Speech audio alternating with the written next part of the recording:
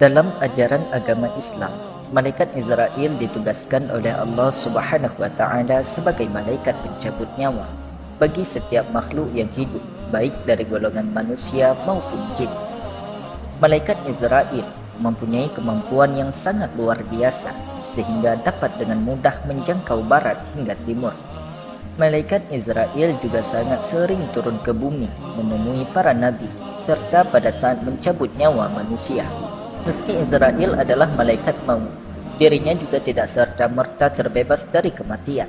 Sebagaimana janji Allah Subhanahu wa taala dalam firman-Nya yang artinya, tiap-tiap yang berjiwa akan merasakan mati, dan sesungguhnya pada hari kiamat sajalah disempurnakan pahalamu.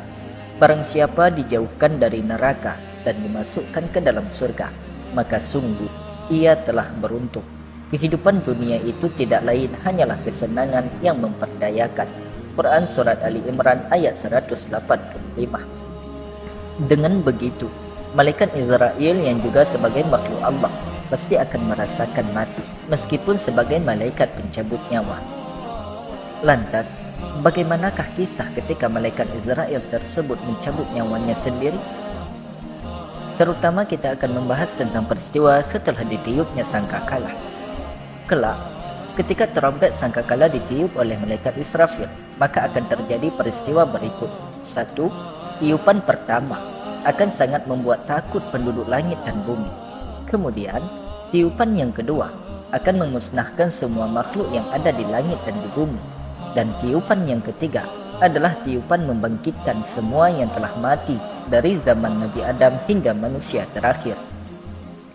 Pada saat tiupan kedua, maka akan matilah seluruh makhluk yang ada di langit maupun di bumi, kecuali makhluk-makhluk yang dikehendakinya. Mereka adalah malaikat Jibril, malaikat Israel, malaikat Israfil, dan malaikat Arsy. Kemudian, Allah memerintahkan Israel untuk mencabut ruh dari semua malaikat-malaikat di atas, dan malaikat Israel melaksanakan perintah Allah Subhanahu wa taala. Setelah malaikat Israel melakukan tugasnya, maka hanya tinggal malaikat Israel dan Allah saja pada saat itu.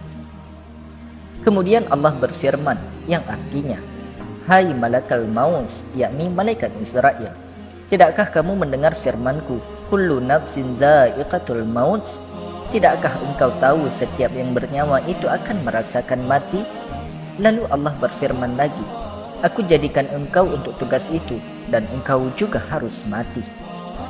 Dalam riwayat lain disebutkan bahwa ketika Allah memerintahkan Israel untuk mencabut nyawanya sendiri, maka pergilah Israel ke suatu tempat antara surga dan neraka untuk melaksanakan perintah Allah tersebut. Pada saat ruhnya dicabut, maka seketika itu malaikat Israel menjerit dengan sangat dahsyat.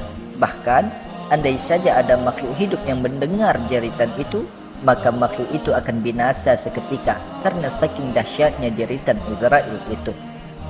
Pada saat itu Israel berkata, "Kalaulah aku tahu bagaimana sakitnya saat roh dicabut, maka sudah barang tentu aku akan mencabut roh orang-orang mukmin dengan cara yang paling lembut sekali." Setelah itu, matilah malaikat pencabut nyawa dan hanya tinggal Allah saja yang maha kekal dan maha berkuasa atas segala sesuatu.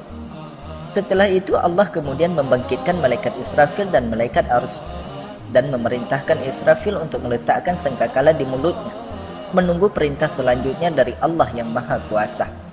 Kemudian Allah membangkitkan malaikat Jibril dan Mikail.